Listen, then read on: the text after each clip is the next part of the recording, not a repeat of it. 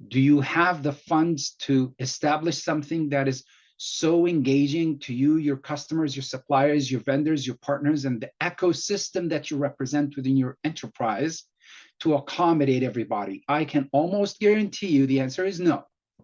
Which is the right answer? No one can say yes to this. Welcome to the Business Ownership Podcast, brought to you by Awareness Strategies, helping you navigate the waters between entrepreneurship and ownership. Hey there, peeps. This is Michelle Nedelec, and I'm super glad that you're here with us today because I'm here with my most amazing guest, Kâl. Kâl, thank you so much for being here with us today. Thank you very much for having me.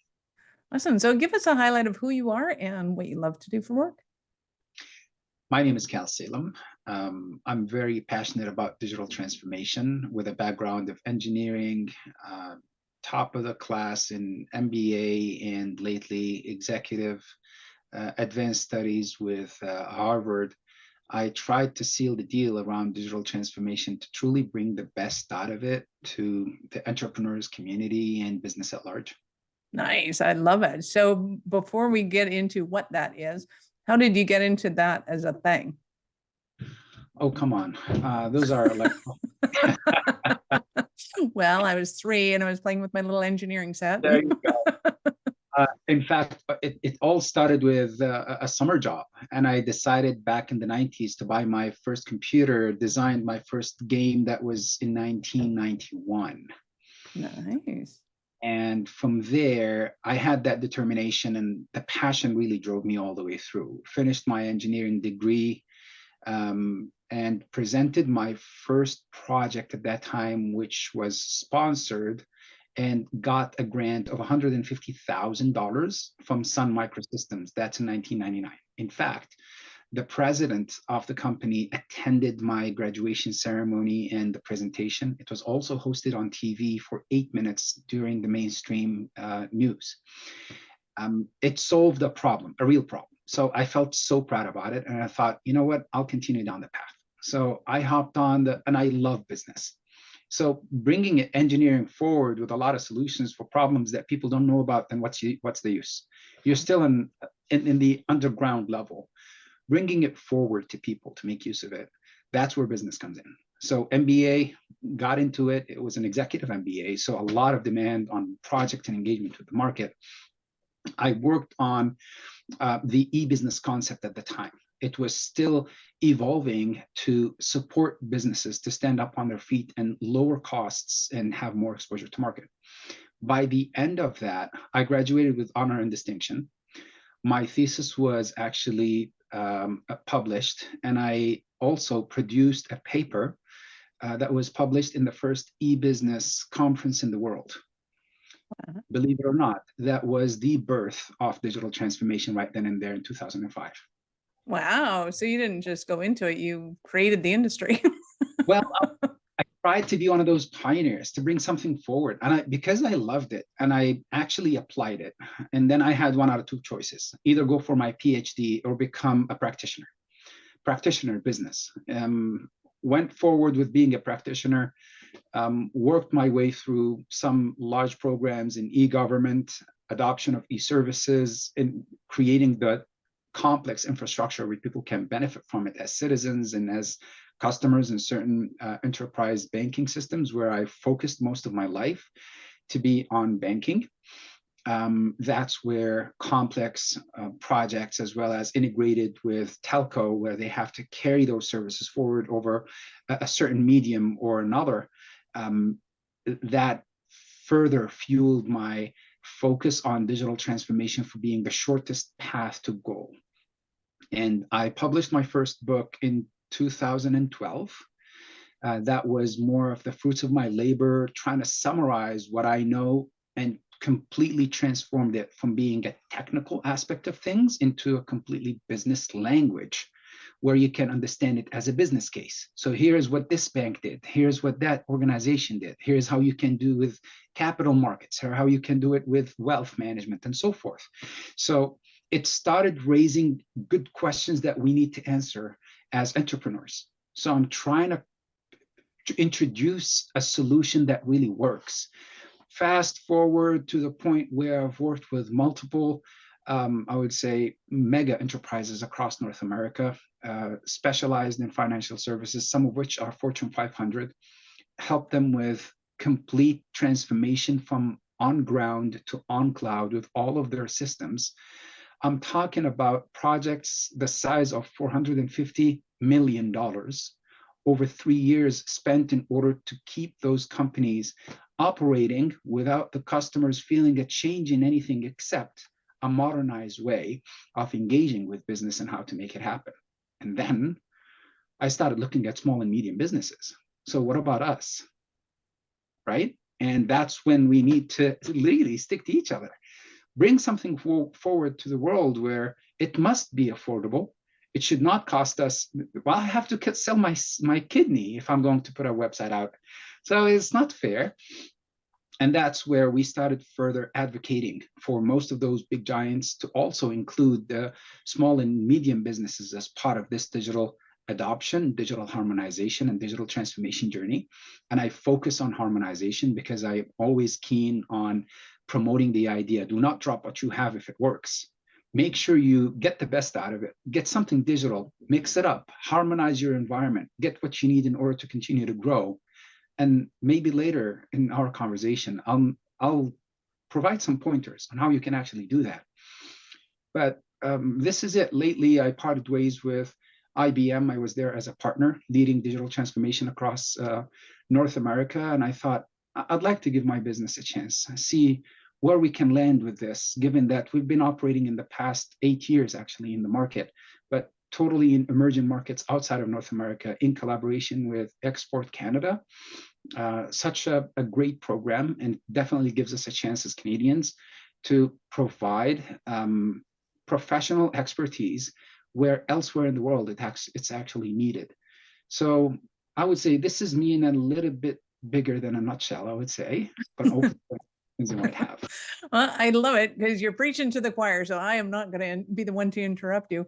And I have seen myself that big business totally gets it. They have seen it for years. They saw it coming and they have been adopting it almost from the get-go, I'm going to say.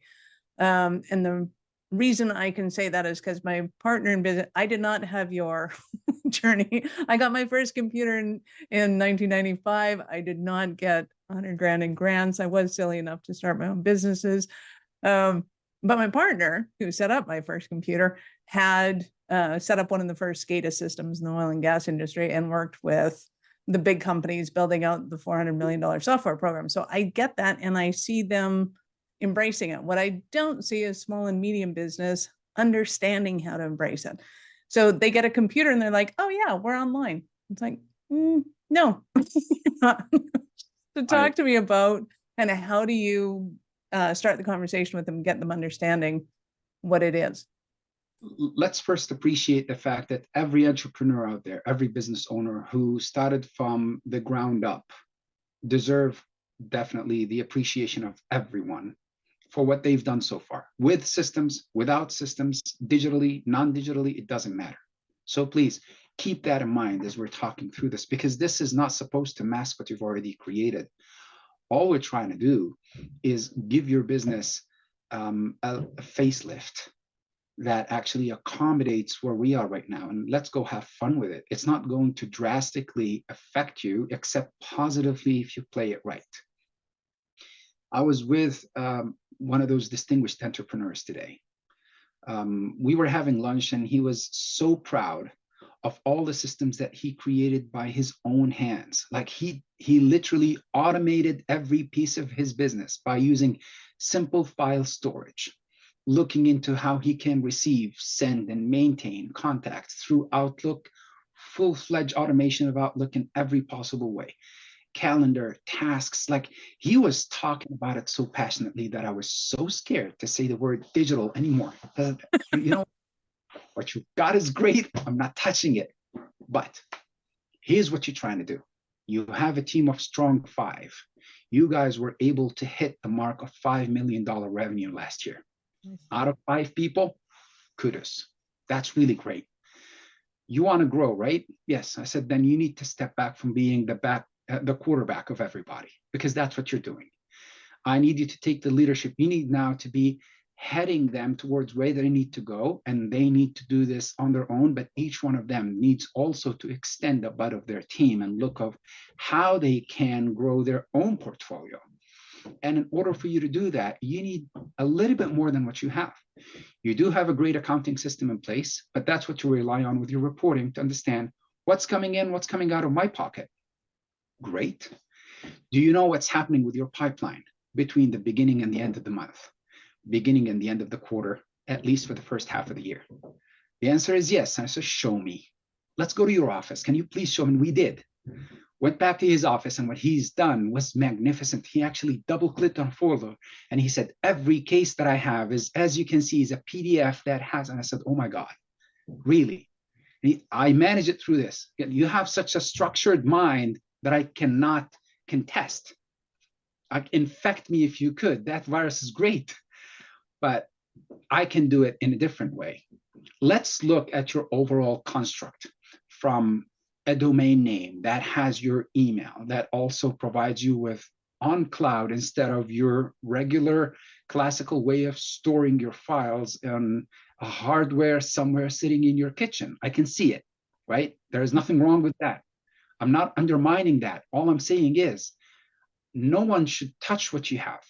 I'm going to create your digital entity now. Allow me to create that digital enterprise that replicates exactly what you do with further reliability, resiliency, and scalability. He's not hungry for more money, trust me, but he would love to continue to grow his brand. And I think there is a huge difference here, because if you grow your brand in a way that people recognize it as respectable, then the money will come in. If you go after the money, there's no brand behind it, the money will come, the money will go, and you'll still be in the same spot. Absolutely. So I'll pause here. If you have any commentary or correct me, but it was a great story that I got exposed to today. It represents me, possible entrepreneur out there. I love it for so many reasons, because I think there are a lot of people who are super smart in a lot of areas, and I'm seeing a lot more what I'm going to call Renaissance people. They're super good at a skill that they've brought into the business, and they are kind of tech savvy, and they love to play with it. And kind of when I'm talking to them, it's like, okay, and we're going to talk about revenue generating activity where should be spending your attention. But to your point, they're not money motivated, but they are either legacy motivated, or they want to have that reputation. They want to bring their personality out in the world because they have great ideas. As much as I agree with you there, I'd like to double click on money motivated versus growth motivated. Yeah. If you're building for growth and you're trying to truly continue down the path, making this business last for as long as it should be, then let's think digitally a little bit. And I'm not saying technically here, I'm saying digitally because it's a behavioral aspect of your organization. Some might say, we're just a team of five. I just gave you an example of 5 people, what they were able to do. Great things, excellent reputation, but they do not have a mechanism to integrate their marketing campaigns, multiple of them across the year, with their sales pipeline. These two are 2 separate entities within the same organization. They don't see what's happening on both ends. Well, somebody might jump in and say, automation, connectivity, integration. Whoa, wait, mentality first. Do you need it? If the answer is yes, how can you get there safely? Do you have the funds to establish something that is so engaging to you, your customers, your suppliers, your vendors, your partners, and the ecosystem that you represent within your enterprise to accommodate everybody? I can almost guarantee you the answer is no. Which is the right answer? No one can say yes to this. And that's why when you look at a digital path to adopt, it's a gradual adoption and harmonization process. So don't fear it, embrace it, and start step by step. Start small, baby steps. Then let's crawl, let's walk, then let's run. Give yourself enough time. In the small and medium business world, anything that is done in less than 24 months is always questionable in terms of success. Take your time to grow the business, because you also need your team to be able to work with you on that growth. You can't just grow on your own, even if you have the smarts to do it. You have the brains, you have the ability, just like that super entrepreneur that I just met. Now, once you've done that, look into that growth is dependent on which type of demographics. How am I reaching them? Maybe a term that many people I'm sure have heard of, but I don't know if they've had the chance to experience it. It's called omni-channel strategy. Which channel of those that are available to you brings you the most revenue that you consider to be stable and a source of sustainability of your business? Give me one, give me two, now give me your top three. If I'm able to secure those for you, what would you do with the rest? And the word would be, oh, I'll make them grow too, because now I can rely on these to kind of be self-propelling. We're working on a mechanism here that will turn this conversation into, I did not really pay attention to the other four beyond the three, and that's where growth is, but I was not able to capture it. I was okay, but allow me here to suggest, with the first three that we've identified, walk-in customers included, by the way, it's not excluded. How is the experience look like? What do you do in order to make your customers truly engaged with your product, service, and overall engagement as a customer, comprehending, understanding organization, focused on what the customer really needs? Is there some sort of a feedback channel that tells you, did I really do good when I said hi and my smile was all over my face? I need to hear from you. So voice of a customer, does it exist? If the answer is no, we still have work to do here. Okay, well, Kâl, what do I do with all of this? How do I bring it together? So take a step back. Let's take a look at your systems. We're past those days where we literally had to invest in buying a Lamborghini to go to school and back. And that's what we used to do in the past. I'm not talking about far back in time. It's literally less than 10 years ago. That's what we used to do. We needed to pay a lot of money in order to get an accounting system, a proper accounting system, a proper CRM in place, any SCM needed, any integration needed, all of that. Even digitalizing our office environment was very, very costly, including a lot of machinery, paper. It's like not totally environment considerate. All of these now are on the table. So your ESG, your overall environment and social governance and engagement is also top of mind while we're talking about this. So while you're looking around you, I would say subscription-based systems will enable you to grow along the way. Don't try to go and buy that box of tissues where you can only get one ply of those or two ply of those a time, sneeze or cough, and then throw it away, and it becomes more of consumption based, but you're limited in the box. Once the box run out of those, you technically ran out of room to grow. That's it. Go buy another box. Well, it's actually what you're paying for the next month. What I'm asking you to do is, can you please look at a platform where you will get that same service, but the doors and windows are still open for you at any point in time to continue to build upon what you've already accomplished. And that's where many people hit the ceiling. It's a glass ceiling. They just don't recognize it. Absolutely. So there's a few ways that come to mind for me when looking at businesses, but give us some examples of clients that you've worked with and how they've created that, say, memberships. Some of which were, I'd pick wealth management, right? They have products and they have services, and both of these need to be very well integrated in order for me to believe in somebody and say, here's all of my money. I'm going to sleep while you're making those money, bringing a lot, right? Now, what they've done, they tried to become ahead of the game by being computerized, call it automated, using Excel sheets of any kind. And they created this magnificent Excel sheet. They spent around $2,000 on some really good programmer. He was able to create that Excel sheet. By each click on any of those cells, you will get the information moving from one sheet to another, And by the end of it, you'll get that nice graph, and it will show whomever is operating on it, how good is that portfolio working. And trust me, that's it. The rest of the story is outlook and contacts. And to them, and most of these, and some of these, I would say, were family businesses. The family come together, they brought their money, the rest of the family's money, their friends' money, and they started reaching out, knocking on doors, saying, give me your money, I'm going to make something good with it. And that Excel sheet started to grow.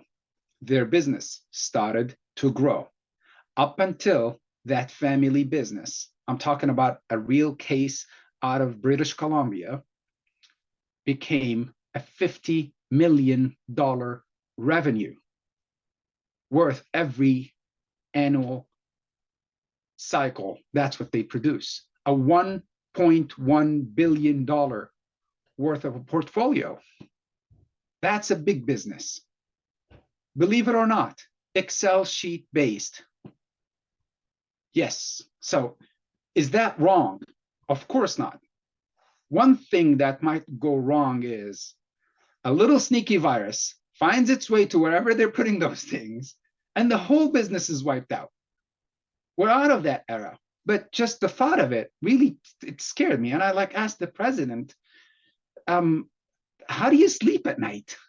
I said, look, I don't know what to call it, but I think we were just really busy with growing the business, but not paying attention to how much effort we put into it, let alone our ability to manage risk now is way too high. And we'd like to ease it. We'd like to take things a lot more pragmatically digestible.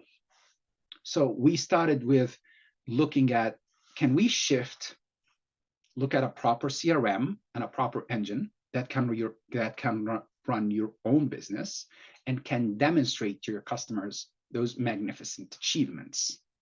And step by step, he said, I'm willing to pay this. No, wait, don't pay a thing. The first thing that we both need to agree to, let's onboard your team to the new tool. If they don't know how to use it, your business is going down. So I never looked at it that way. I said, that's exactly the way that you need to look at it. You're replacing an Excel sheet. Let's do it a like for like. I'm going to give you almost the same look and feel while I'm not supporting it, but just let's get transitional from this phase to that phase first. Ensure that your team is loving what they're seeing, even the colors. You've been working with this for so long. They're accustomed to the green. If I turn that to blue, trust me, some of them might be annoyed, or they all hate the green. Let them ask for which color is this supposed to be. When we are respectful to that team needs, then we will bring this forward in a very successful manner in terms of adoption. And I do need champions. Even for a team of 5, at least I need 2 champions to master the tool and help the rest of the team. Not everyone is acquainted with digital nor like it. We've been through this in a way that he did not actually realize how much they were so hungry to adopt that digital transformation and harmonization journey step by step. He looked at the investments that he had in mind versus what we brought forward and thought, thank you for coming our way. I thought I'm literally going to invest this much. I said, I don't think you should, except if I'm going to take advantage of you. But here's where you should not. Forget the fact that you should continue to evolve along with your growth. And that's where every CEO of a small or a big or medium company will always look for the 3 golden letters. ROI. Return on my investment. Can you show me something? I said, why should I show you? Don't pay me if you don't get it. So what do you mean? I said, don't invest in the tool except if you see that the return on your investment is operationally wise and perceived. OPEX has a ceiling and has a floor. It could be OPEX for operational costs, and that we always want to bring it down to the floor, ground it. OPEX is also operational excellence. Now we want that to top the ceiling. So let's talk about your next in line target that you should start working for as of now. The moment you've adopted digital, start thinking AI. And I'm not trying to scare anybody here. Artificial intelligence is not going to replace your team. No system in the world can actually do that. What it's going to do is it's going to free their hands from the repetitive work that they do every day. And we want them to focus on the essence and the core of the business, which is growing more money on trees, right? Isn't that what you guys do? I said, that's correct. I said, then why do I need to keep in my mind that I have to produce this report to my CEO every week, and I have to deliver this, and I have to redo that, and well, leave all of that to me. I'll bake it in the system. It'll work for you. It'll come ready to your front desk. It'll be on your screen when you need it. You can consolidate and integrate all of your systems to work on each and every one of those customers through one screen and one screen alone. You don't have to hop from one system to another. It will all feed in. And he said, now, what kind of bill should I wait for? Not much, really. You'll see what I mean, because these are applicable, configurable features you just don't know about. So am I dumbing it down for you? Trust me, I'm not. All I'm saying is I haven't even mentioned a word of technology here. Do you really care what type of technology? You don't care, but what you care for is the flow of business and how now. I know there's something happening in your head. You're thinking now, what do I do with Matthew? What do I do with Karen and Sarah? Oh my God, I'd like to free her hands and I want her to focus on that portfolio more, make more connections, focus on the partnership, seek other wallets that we can put those money in. And isn't that what's going on in your head? Hell yeah. Hell yeah. That's what I want out of digital. If that's what I'm going to get, then that's what I'm going for. I'd still say, please don't rush. Baby steps, crawl, walk, then run. Take your time. Funny thing, last Thursday, I was with an owner of a manufacturing facility, one of a kind in Canada.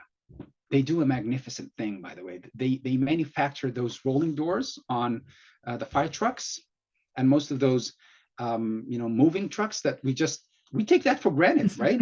By the way, it's not a product. That's not what the manufacturing process of any given car company do or truck company do. This is an on top and beyond, so that they're turned out to be an ecosystem that actually nurtures all of that.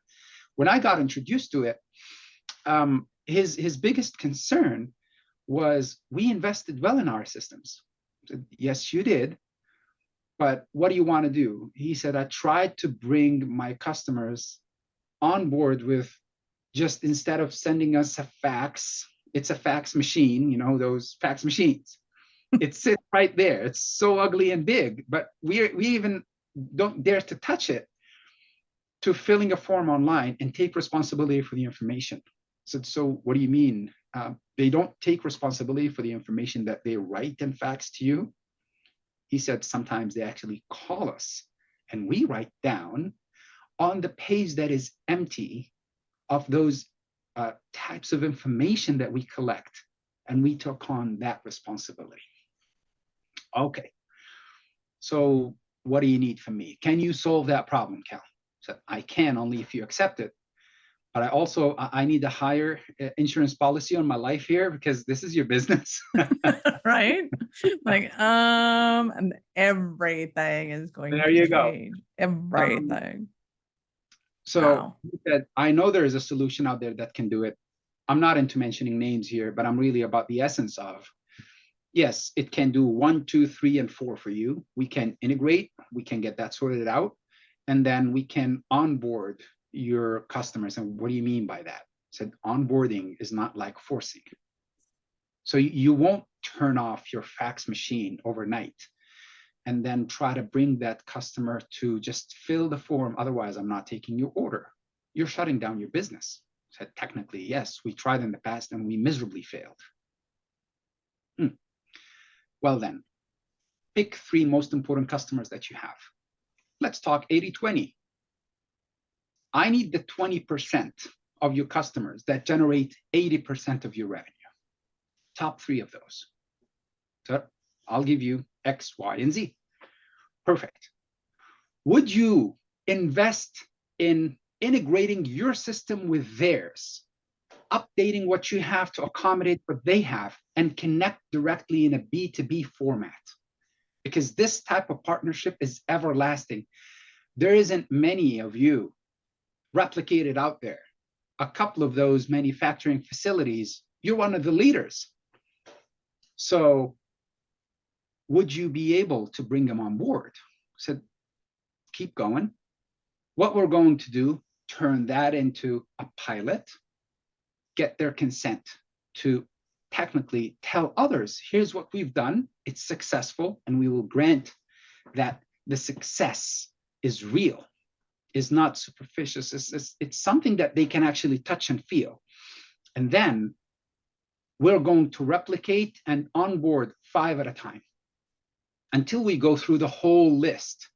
All of those who would refuse to onboard and say, either through the fax or I'm not playing. Fax it is. But if we pass the threshold of 60% of your customers that are right now already using your new system, what are you going to say to that? Isn't that what you want?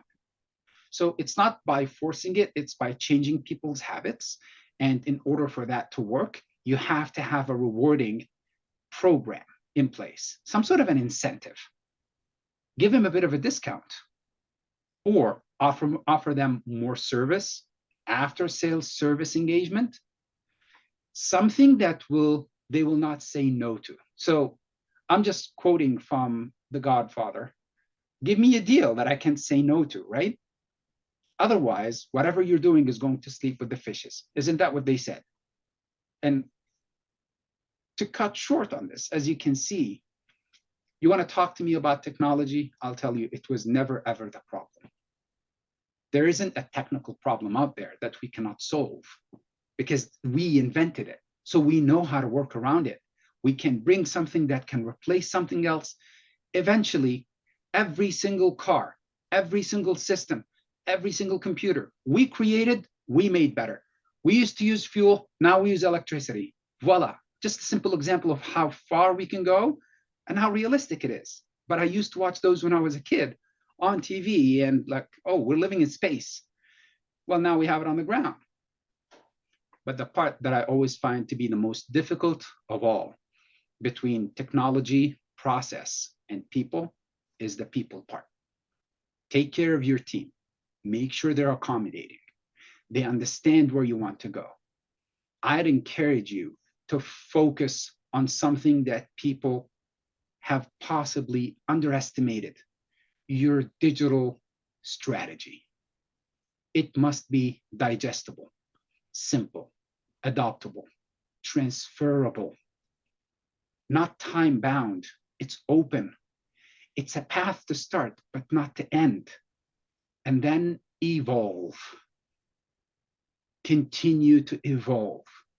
Follow, then lead. Remember, industry is a zone that you create within your own ecosystem. You don't have to look at it at large. I'd say within the boundaries of your municipality, who's leading this? Who's got the best name that people usually go to? In person or online? If you're the one, you're an industry leader, all you have to do, multiply this site by 10 of them, and you just dominated the province. Grow your brand to harness and deliver multi-million-dollar types of contracts that every single Canadian, every single customer across North America can benefit from.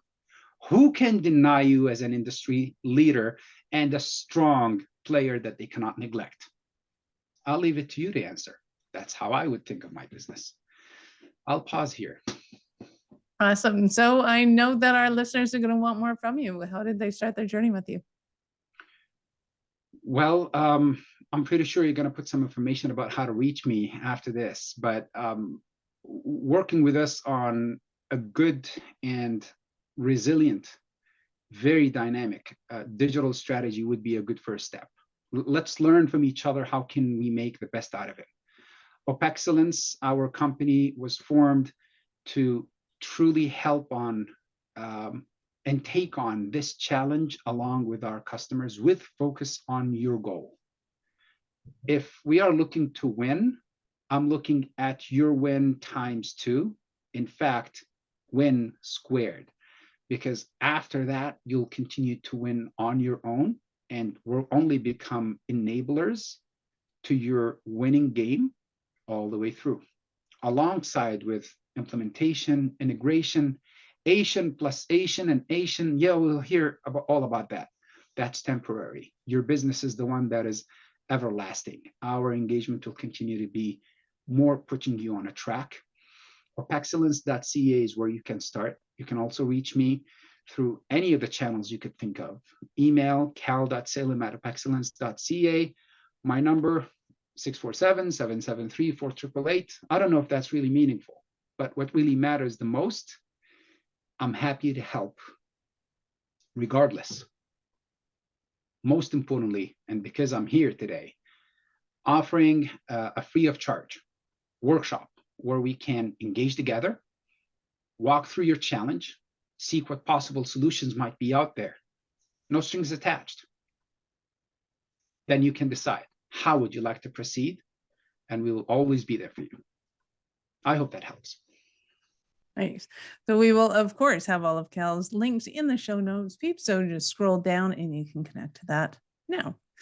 So I get to ask you, at what point in life did you know that you were special kind of crazy enough to think that you could become an entrepreneur? Actually, the moment I graduated from university, I immediately started my own business. I had to sell it because I needed to change flavor, and I sold it to the largest telco company in the country at that time. I'm so proud of the fact that that entrepreneurial spirit never died.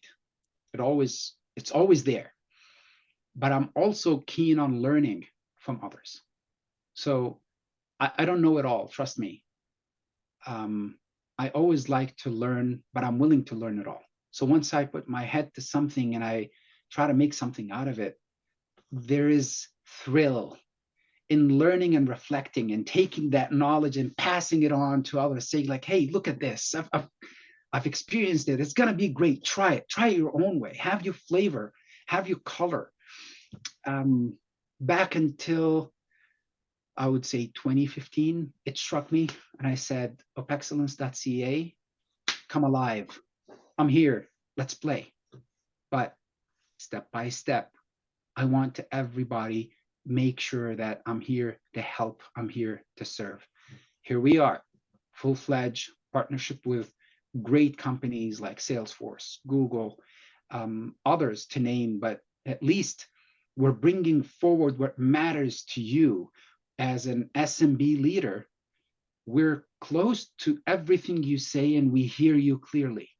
Enterprise, of course, I've lived in that world for so long. I'm so exhausted from overthinking how we can make this perfect. Maybe in another session, I can walk you through one of the greatest digital transformation programs I lived through between the years of 2011 all the way through 2016. That's what inspired me to package that down to something everyone should be able to make use of, turn into a currency in your hand, but without exaggerating technology. It's just a matter of behavior.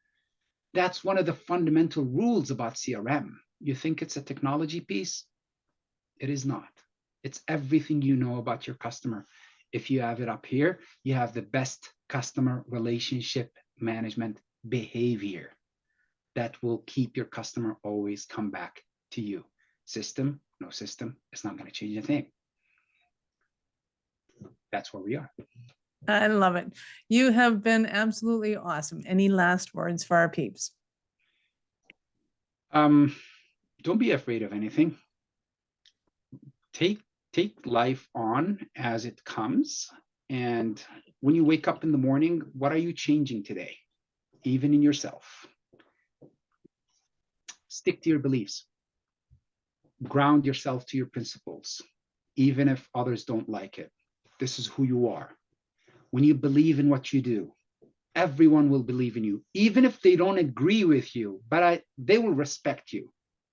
And I always look for that competitor that measures up to give me a hard time so that I work harder, not easier. Be that one, right? Create and make a change every time you can.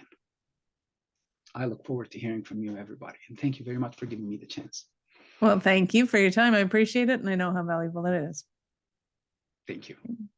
Peeps, this is Michelle Nedelec. Thank you for being here with us today. Be sure to subscribe to the show and share it with your friends. We love helping entrepreneurs grow.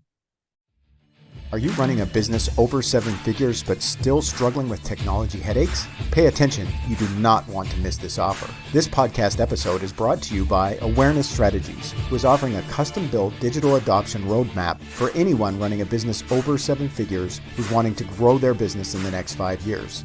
And it's not just a roadmap, they offer full implementation as well if that scares the out of you. Check out awarenessstrategies.com/roadmap for more details today. The link's in the show's notes. Don't regret not doing this. Do it now. That's awarenessstrategies.com/roadmap.